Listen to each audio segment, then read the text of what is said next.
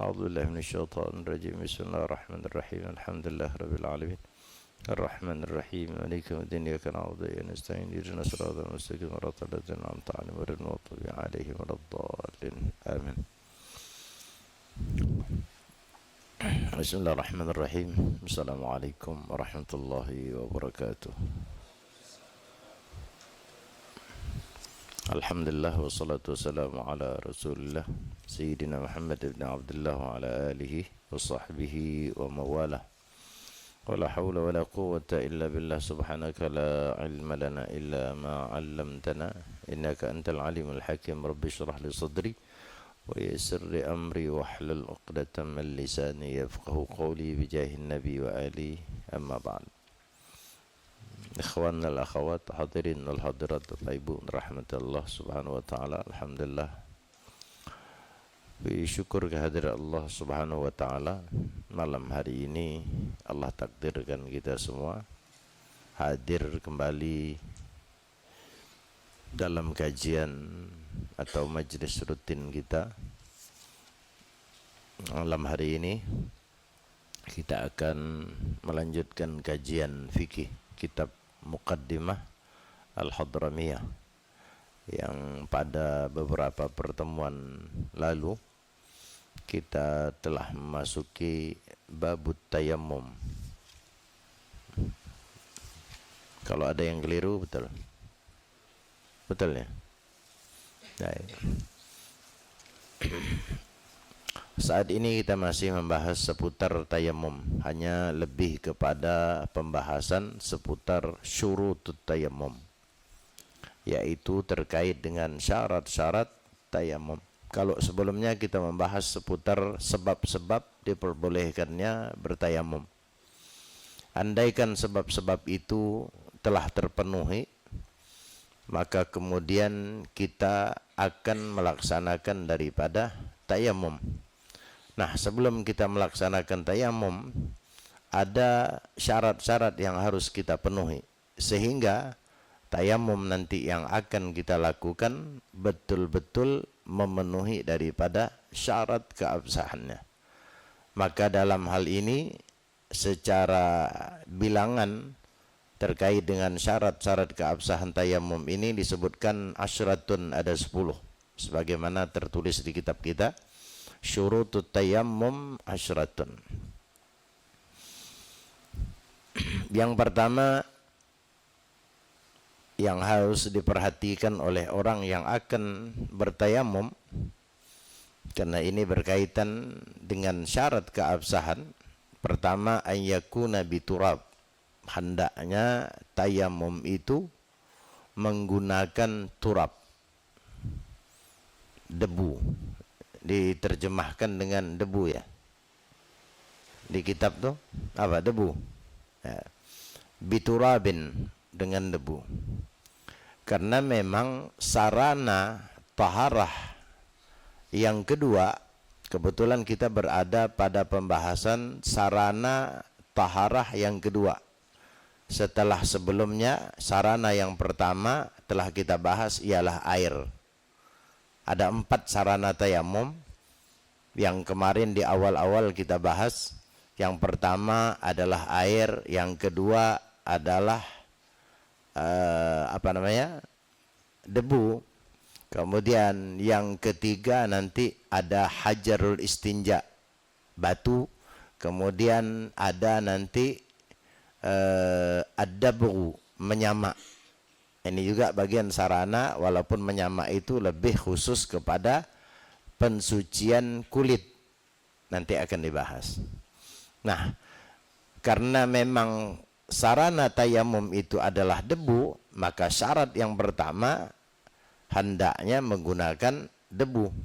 Andai kata ada orang mengistilahkan atau menamakan tayamum yang akan dilakukannya, namun dalam praktiknya dia bertayamum tidak menggunakan debu, walaupun semisal atau seperti debu, maka tidak sah. Apa yang semisal debu? Banyak, tepung, semen, apa lagi? Kratom. Nah, kan sama. Kan jenis debu itu. Kalau dah jadi bubuknya kan sama. Atau apa lagi? Dengko. Apa lagi? Milo. Kan semisal daripada debu itu. Maka karena semua yang ana sebutkan tadi bahkan masih banyak tidak termasuk dalam kategori turab atau debu, maka tidak sah. Oleh karenanya jangan asal saja pokoknya asal debu. Enggak. Karena debu itu sifatnya umum. Orang akan menamakan juga tepung itu debu. Orang akan menamakan semen pun bisa dikatakan debu. Karena debu itu identik sesuatu yang melayang. Walaupun secara bahasa sudah bisa dipahami bahwa debu itu memang adalah sesuatu yang muncul dari tanah atau dari pasir tanah. Kalau memang untuk sesuatu yang terbang tapi bukan dari tanah atau dari pasir tanah, orang biasanya tidak menyebutnya istilah dengan debu. Paham? Tapi kan nanti ada orang yang beranggapan seperti itu. Nah, oleh karena itu hendaknya menggunakan debu yang dalam bahasa Al-Quran disebut dengan sa'id. Fatayammamu sa'idan tayyibah ay turaban tahura. Ulama tafsir menafsirkan kalimat sa'idan itu dengan ay turaban, debu yang kita terjemahkan. Oleh karenanya syarat yang pertama ayyakuna biturab. Kemudian yang kedua, syarat apa lagi yang harus dipenuhi? Ayyakuna tahiran. Setelah kita temukan syarat yang pertama, kita dapatkan katakanlah debu, maka perlu diperhatikan dari debu tersebut. Kenapa? Karena ada syarat yang kedua, ayyakuna tahiran. Hendaknya debu tersebut adalah debu yang suci.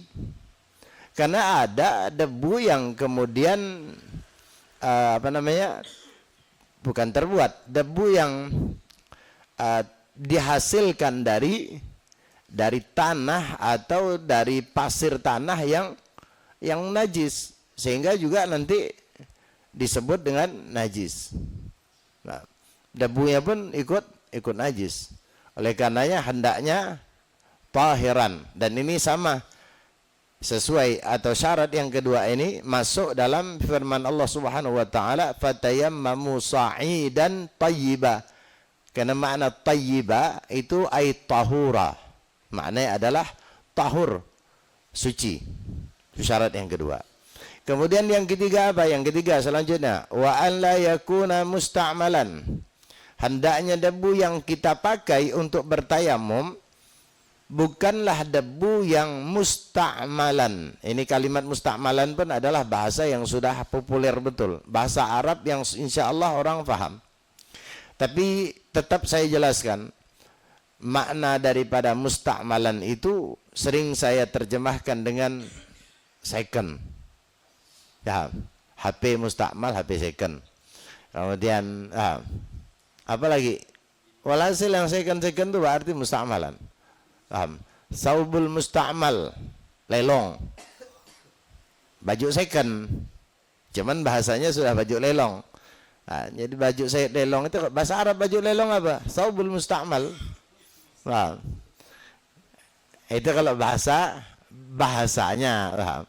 Kalau musta'mal itu bekas pakaian. Nah, yakinkan bahwa debu yang akan kita pakai untuk bertayamum ini bukan debu yang bekas pakaian. Dan ini banyak terjadi dalam beberapa praktik tayamum. Khususnya ketika orang sakit yang tak mampu bergerak atau yang terbaring di pembaringan. Kemudian biasanya ketika dia akan sholat, umumnya biasanya dibawakan debu, pasir yang kemudian mengandung debu. Biasanya orang memasukkan debu, ada yang macam-macam orang tuh. Kalau saya lihat sebagian ya, yang pernah saya lihat di rumah sakit, Masya Allah. Ada yang kadang-kadang bawa pasir itu dalam plastik, kantong gitu.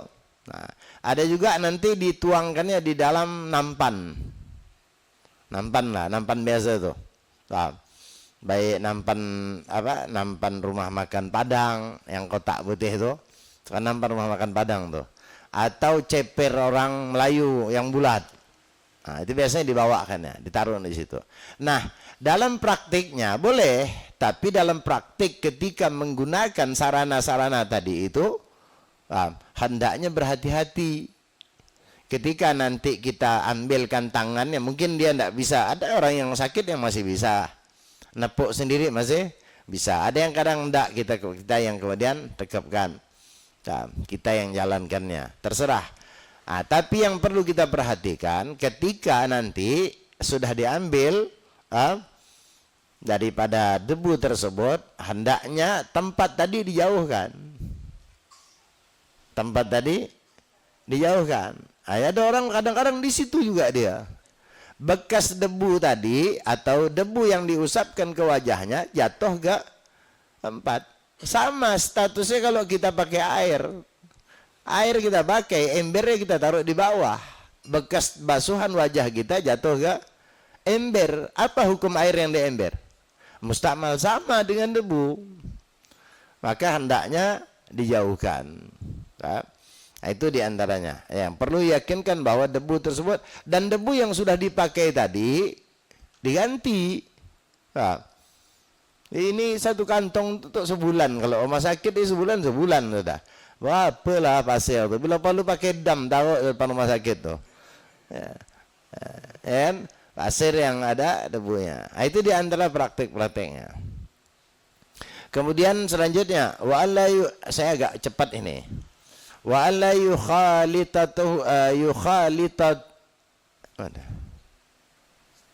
yukhalituhu daqiqun wa nahwuhu. Hendaknya debu tadi yang akan kita pergunakan untuk bertayamum, la tukhalituhu, tidak bercampur. Dengan apa? Daqiqun, dengan tepung. Terserah ini tepung apapun, termasuklah tepung katum tadi itu. Wa nahwuhu, dan yang semisalnya.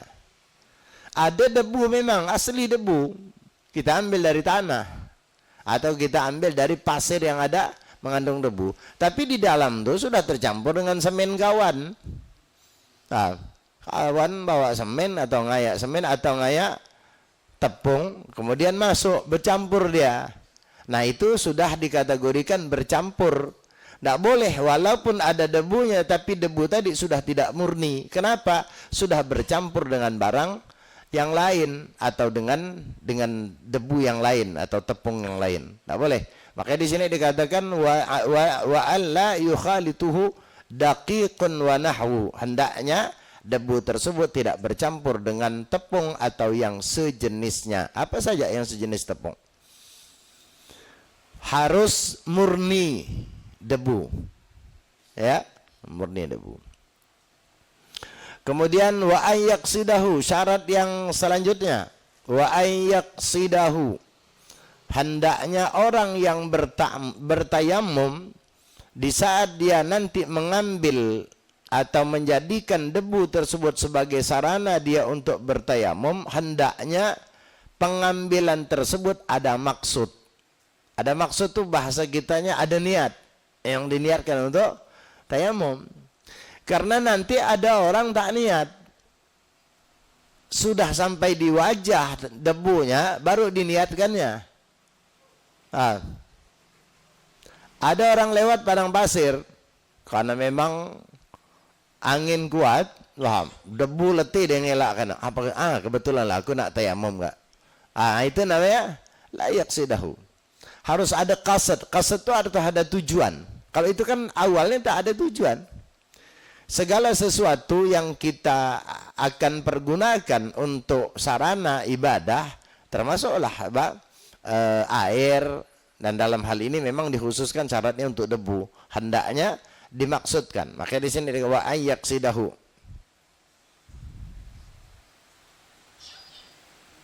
Uqsuduhu bin naqal.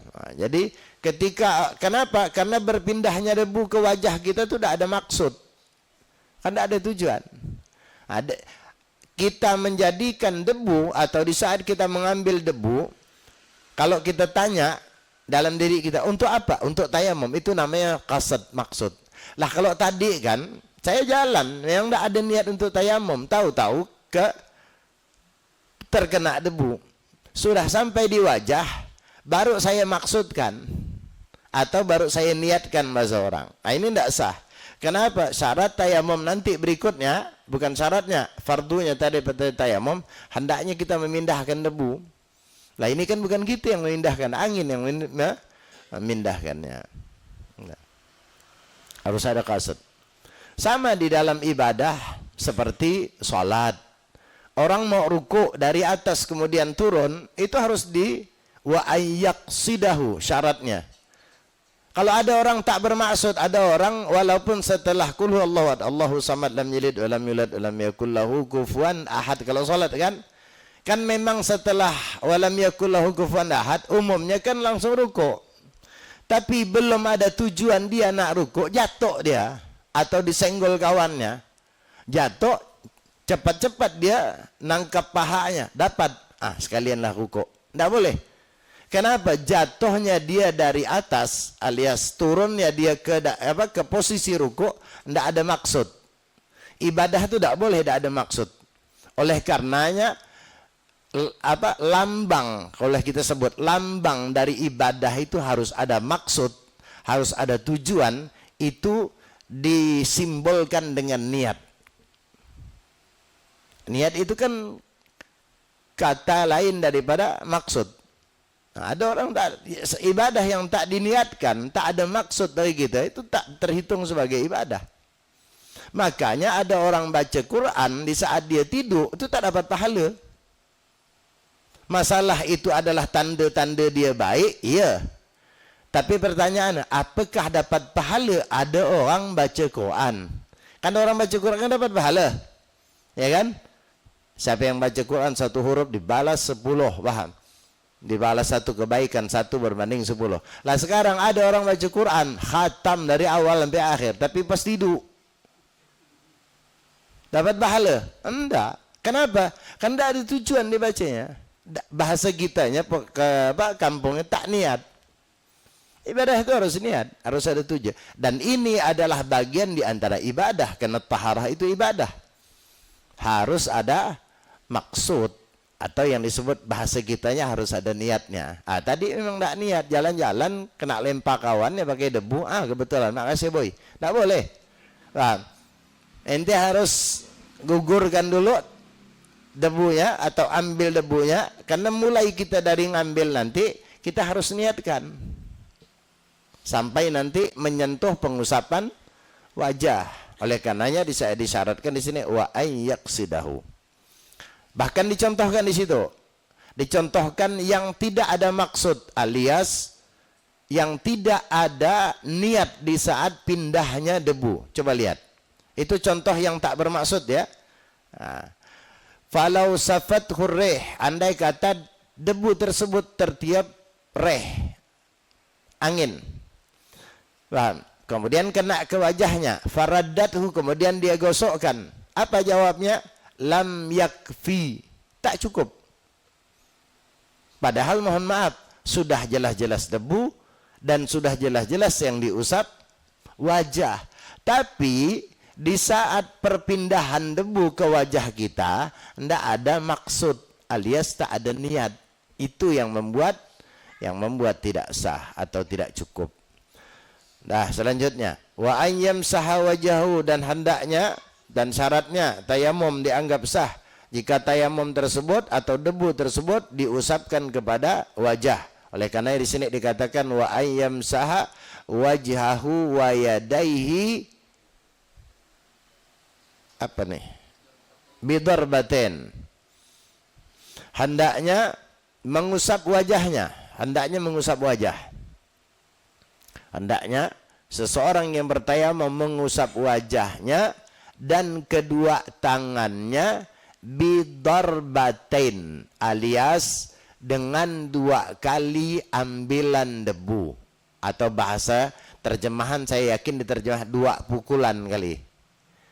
Tekepan, tepukan sama, tekepan, pukulan. Karena umumnya kenapa dibahasakan darbah? Darabah itu maknanya memukul. Darabtu fulan, aku memukul fulan. Karena memang untuk mengangkat debu ini kan sifatnya halus. Untuk kemudian agar nempel di tangan kita, agak sedikit kita pukulkan. Karena biasanya walaupun nempel dia, kalau kita tekankan pelan-pelan sambil kita ganyahkan, kata orang Pontianak nih, itu nempel. Cuman beda. Karena sifat debu itu dia di saat kita tepuk atau dapat tekanan dia naik. Makanya yang dipakai istilah di kitab itu darbah. Tapi yang dimaknakan 2 kali pengambilan. 2 kali pengambilan debu dengan cara dipukulkan, gitu Pak, lebih enaknya. Nah, karena tidak harus dipukul. Andai kata orang tidak mukul, cuman ditaruhnya ini pasir ada debunya atau tanah ada debu, diginikan ya, kan tidak dipukul, kemudian dapat debunya, sah kah? Sah. Maka makna darbah di sini melihat kepada umumnya saja. Karena yang saya jelaskan tadi, sifatnya debu itu adalah benda yang halus, dia baru naik ke permukaan ketika dapat gencetan atau tepukan. Oleh karenanya menggunakan kalimat darbah di situ. Bahkan di dalam hadis Nabi SAW pun juga menggunakan daripada darbah. Saya tadi agak terbaca hadis Nabi.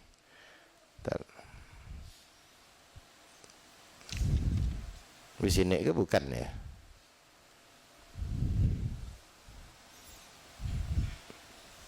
Bawa tahu kalau anak dah tua. Dah tak nampak betul-betul. Mana ya? Ada kalimatnya. Subhanallah. Tadi ya, biar dapat berkahnya hadis ini. Mana ada? Hadisun marfu, kalau tidak salah saya ingatnya.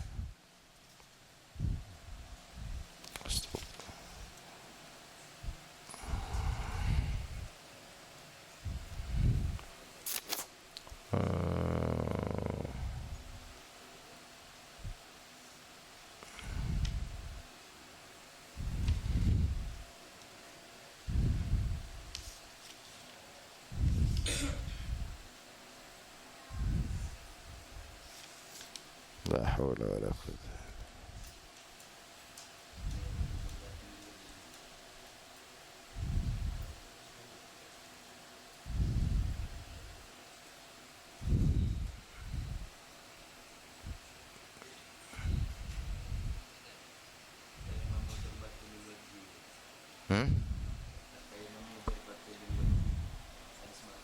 Iya.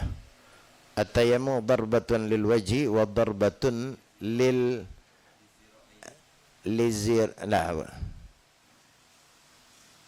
lizira'in ila mirfaqin. Betul. Di mana?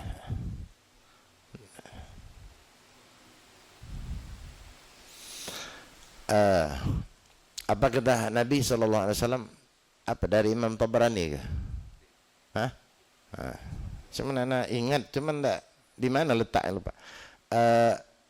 At-tayammum darbatun lil wajhi wa darbatun lizira'in ila mirfaqin. Itu. Nah, itu kalimat darbahnya. Kata Nabi SAW, tayammum itu adalah satu pukulan atau satu tekapan, satu tepukan untuk wajah, satu tepukan untuk zira'in. Zira' itu adalah ini, haste atau lengan. Lengan ya. Sampai ke mirfaq. Mirfaq itu ini. Nah, ini kalimat zira'in ini apa namanya? Penjelasan dari aghlabiyah saja, artinya umumnya. Bukan berarti ini tada. Nanti ada orang dari sini tayammum dari sini, karena disebutkan zira', artinya umumnya. Nah, itu itu kalimat darbah yang tadi ini dikatakan yamsah wajahu wa yadaihi bi darbatin. Karena memang anggota tayamum itu 2, yang dalam hal ini wajah dan kedua tangan, maka pengambilan debunya pun 2 kali. Dengan cara apa? Dengan cara dipukulkan tadi itu. Itu maksudnya. Kemudian wa ayyuzilan najasah awalan, dan syarat di antara syarat tayamum adalah hendaknya orang yang bertayamum sebelum dia bertayamum menghilangkan najis terlebih dahulu. menghilangkan daripada najis terlebih dahulu.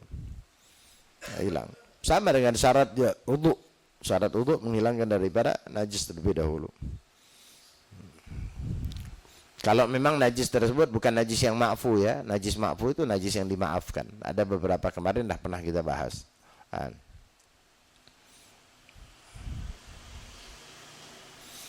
Harus dihilangkan memang najisnya.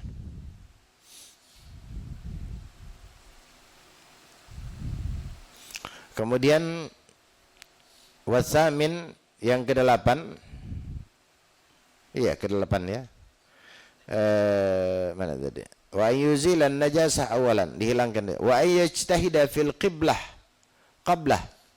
Dan hendaknya atau syarat di antara orang yang bertayamum, hendaknya orang yang bertayamum sebelum dia bertayamum meyakinkan atau berijtihad terlebih dahulu terkait dengan kiblat, arah salat yang akan dia kerjakan dengan tayamum tersebut.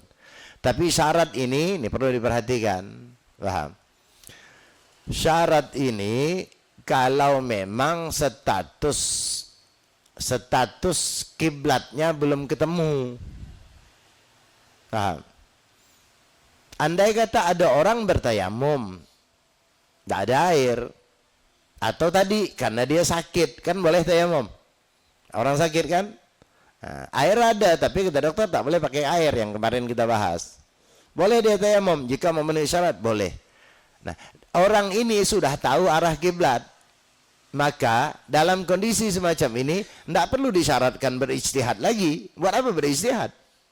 Oh, udah jelas sudah mihrab masjid di samping rumahnya. Nah, atau ada sekarang ini bisa yang kita pakai untuk arah kiblat. Ini statusnya kalau ada orang musafir atau berada di satu tempat, dia tidak tahu arah kiblat. Paham? Karena mendung, cuaca atau bahkan gelap, walhasil dia tidak bisa menemukan arah kiblat. Macam mana orang yang tidak menemukan arah kiblat, maka sarana atau maka cara dia untuk menentukan arah kiblat salat yang akan dia dirikan, caranya berijtihad. Lah, kalau kebetulan juga dia adalah orang yang berada di tempat yang tidak tahu arah kiblat, sementara di sisi lain dia juga dituntut bertayamum. Nah, mana kalau kita tanya, mana yang dilebih dahulukan Ustaz? Ijtihad dulu, habis itu tayamum, atau tayamum dulu, habis itu berijtihad? Kan dia dua nih. Nah, kata ulama hendaknya berijtihad dulu.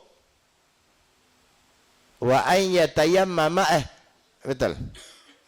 Apa? Wa ay yajtahida fil qiblah qablah, ay qabla tayammum. Sebelum tayamum istihad dulu. Andai kata nih saya tidak menemukan arah kiblat, saya juga akan melaksanakan tayamum nih. Kemudian saya berijtihad dulu. Andai kata hasil istihad saya, paham, dengan arah angin, dengan macam-macam lah. Istihad itu kan banyak ini ya. Kemudian katakanlah saya ini kiblat, hasil istihad saya ini, baru saya tayamum. Jangan tayamum dulu. Kenapa harus disyaratkan ijtihad menentukan arah kiblat baru kemudian tayamum? Karena sifatnya tayamum itu darurat.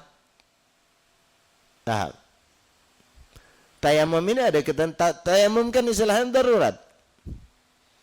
Tayamum itu bukan pengganti. Tayamum itu statusnya darurat. Darurat apa? Kalau orang tak nemukan air atau tak boleh pakai air, solusinya adalah tayamum. Tapi kalau ada orang tidak ada halangan, sehat walafiat, bahkan kata dokter kau sering-sering mandi. Nah, andai kata kemudian air banyak, sakit enggak, tayamum. Enggak sah, enggak usahkan tayamum. Mandi debu tak sah. Tayamum kan cuma wajah sama tangan. Enggak, kalau di lumaunya semua badan tak sah. Karena status yang tayamum itu darurat. Nah, segala sesuatu yang sifatnya darurat, paham? maka hendaknya menentukan terlebih dahulu. Nih, kenapa? Karena sesuatu yang darurat itu hendaknya dikerjakan segera. Nah, sekarang udah tayamum bah, dia mau cari, mana ya kiblat, tak nemu-nemu, paham? Nah, hendaknya syaratnya wa an yajtahida fil qiblah qablah, ay qabla tayamum. Cari dulu. Tapi syarat ini dimasukkan ke sini kalau dia orang yang tak mengerti, tak tahu arah kiblat. Kalau antum tahu arah kiblat, syarat ini tak dipakai. Ya. Nah, syarat yang ini tak dipakai. Syarat ini baru berlaku kalau kita berada di suatu tempat yang tidak tahu arah kiblat. Di sisi lain kita juga dituntut ketika itu harus melaksanakan tayamum. Jadi kalau dibuat pertanyaan, yang mana dulu Ustaz saya lakukan nih? Ijtihad dulu dalam kiblat. Dah dapat arah kiblatnya? Dah. Bagi kita yang tidak beristihad, sudah nampak dah matahari, nampak gubah masjid, paham? Kemudian apa lagi? Kompas dah betul sudah, paham? Maka tidak perlu lagi, paham? Beristihad. Apa istihad? Barang nampak sudah. Langsung saya tayamum. Itu syarat yang terakhir itu ada kaitannya atau ada taklik atau apa namanya? Ada apa ya? Syarat gantung, syarat bergantung, bukan syarat mutlak. Kalau memang kita tak menemukan arah kiblat. Kemudian selanjutnya wa ay yaqa ba'da dukhulil waqti. Dan hendaknya tayamum tersebut setelah masuk waktu. Sama. Kenapa setelah masuk waktu? Karena darurat. Paham? Darurat. Kalau wudu, orang belum masuk waktu pun tak apa. Wudu malam ini nih, habis sisa tadi, tak batal-batal sampai subuh. Lajakkan lagi sholat subuh. Boleh? Boleh. Karena dikatakan li'annal wudu taharatun qawiyun. Wudu itu disebut dengan taharah qawi, kuat. Sementara tayamum taharah dhaifah. Tayamum itu taharah yang lemah. Status dia lemah. Nah, sehingga syaratnya banyak. Di antaranya orang harus masuk waktu dulu. Paham? Ini kalau seandainya ini syarat masuk waktu itu bagi orang yang apa? Sama ya, yang sakit pun harus masuk waktu. Sama. Kalau ada orang tidak boleh pakai air, tetap setelah masuk waktu kemudian baru bertayamum.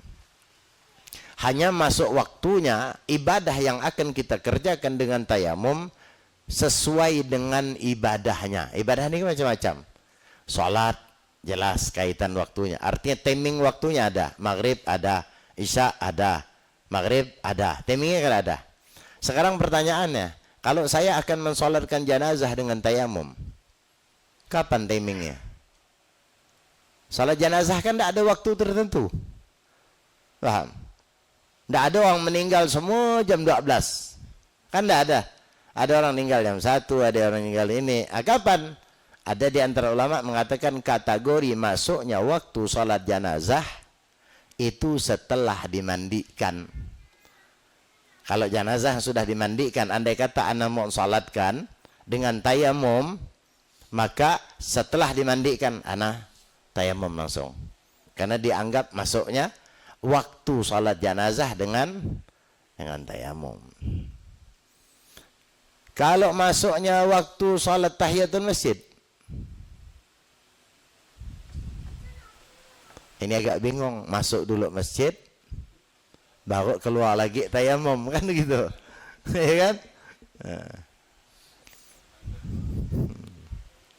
Ada juga ulama mengatakan maksudnya untuk ibadah yang tidak ada kaitan dengan waktu, maka masuknya waktu itu inda iradati fi'liha.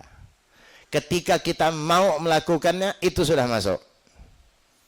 Jadi kok kayak tadi masuk masjid itu enggak usah masuk dulu keluar lagi. Nanti orang tanya-tanya, apa keluar masuk.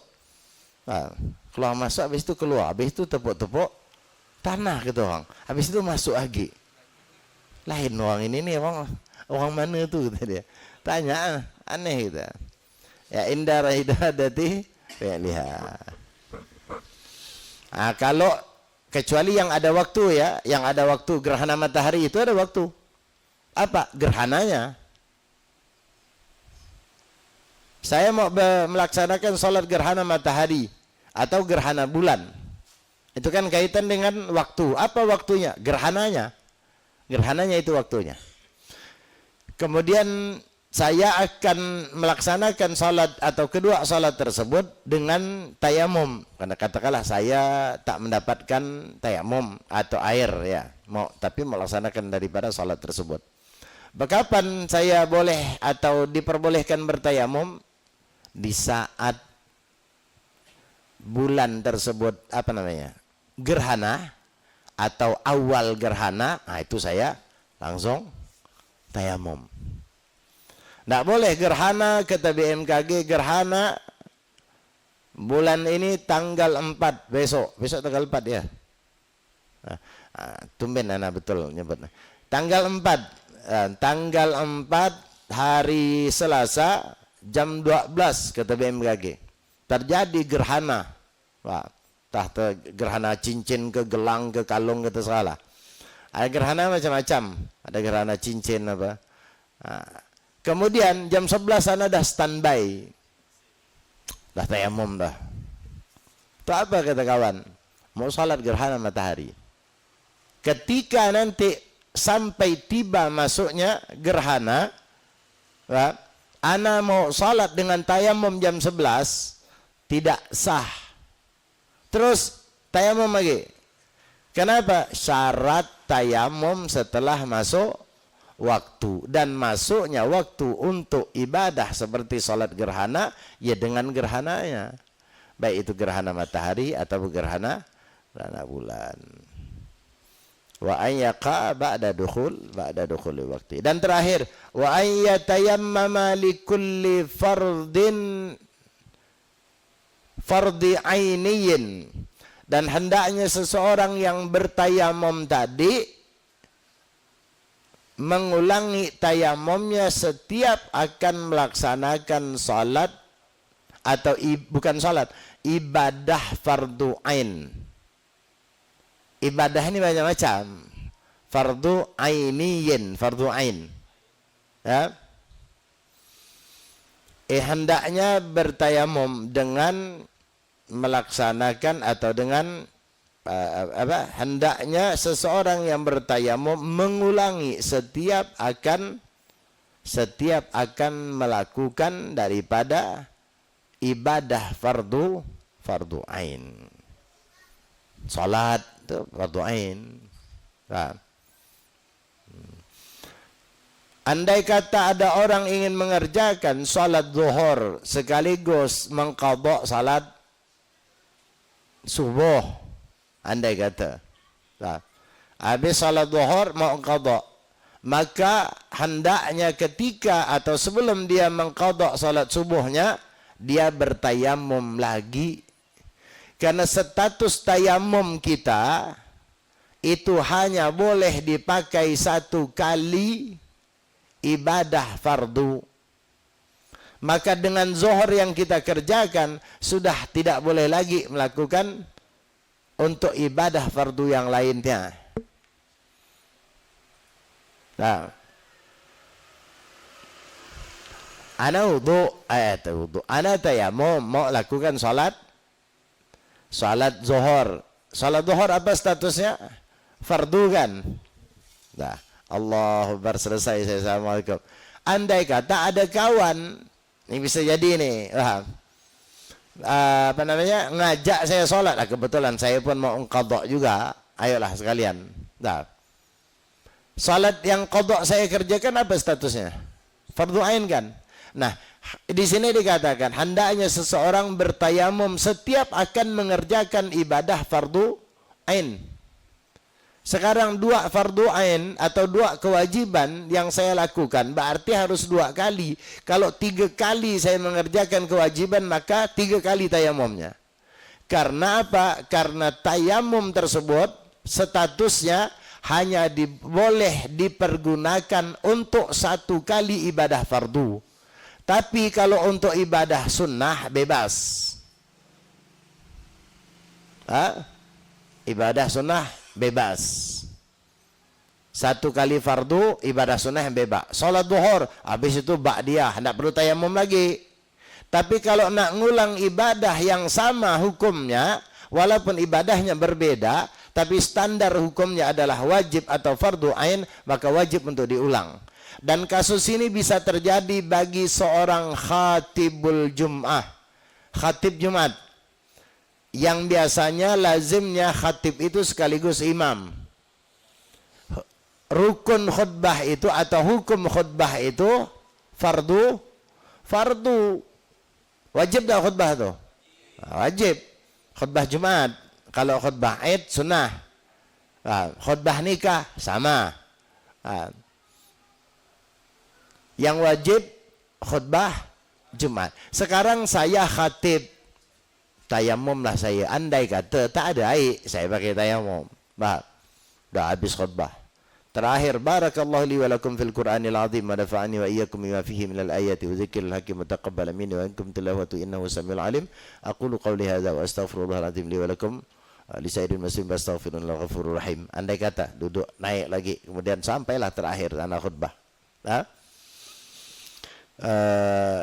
Habis itu langsung turun dari mimbar.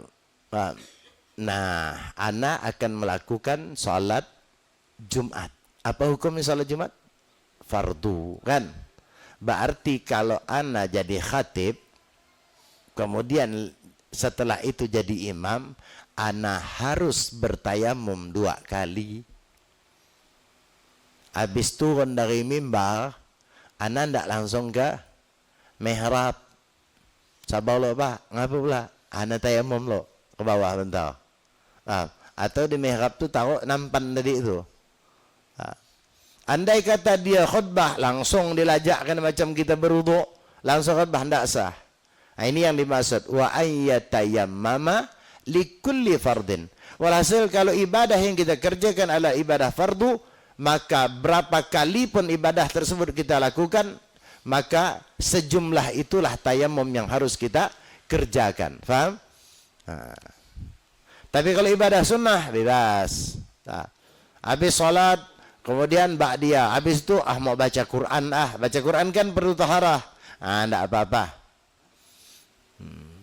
Ada di antara ulama mengklasifikasikan terkait dengan niat tayamum dan status kebolehan dari niat tersebut. Ada 3. Yang pertama, orang yang bertayamum berniat nawaitu tayammum listibahati fardhis shalah. Kalau diterjemahkan, sengaja aku bertayamum agar diperbolehkan melaksanakan fardu salat. Ingat ya, ada kalimat fardunya. Maka kata ulama, dengan niat tayamum, dengan niat ini dia boleh melakukan satu ibadah wajib 1 kali, wa ma syaa minan nawafil, terserah yang sunnah mau berapa kali pun. Tapi untuk fardunya cuma 1 kali. Itu kalau dia niat nawaitu tayammum listibahati fardhis shalah. Itu tingkat pertama.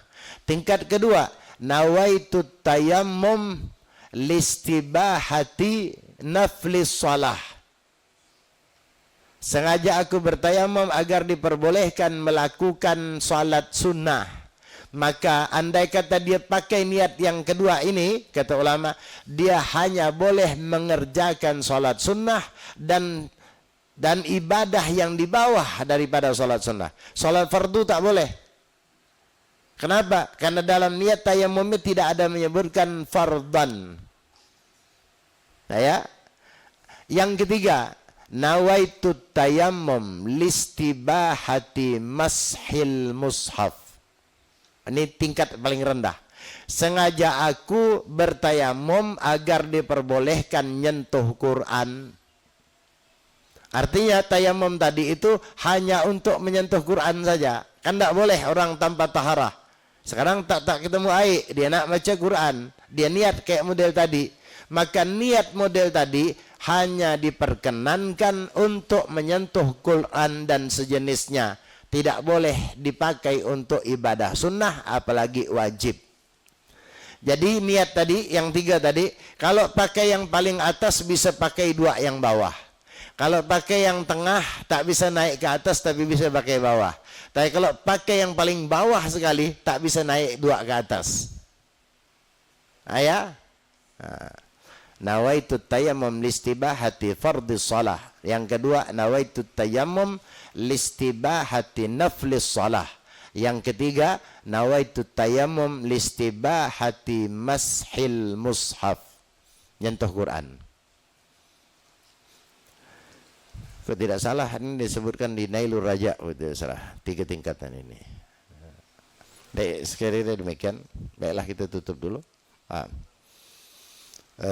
Sama-sama baca doa kafaratul majlis. Subhanakallahumma wa bihamdika asyhadu an la ilaha illa anta astaghfiruka wa atubu ilaih. Assalamualaikum warahmatullahi wabarakatuh.